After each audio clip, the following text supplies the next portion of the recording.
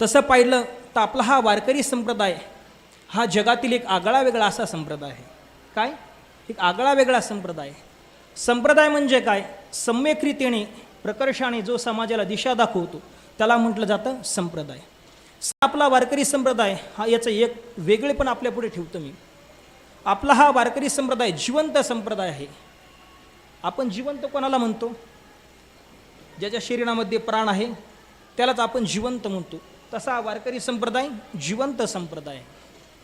जसे आपल्या शरीरामध्ये 5 प्राण आहे तसे वारकरी संप्रदाय देखील 5 प्राण आहे. आपल्या शरीरामध्ये कोणकोणते 5 प्राण आहेत?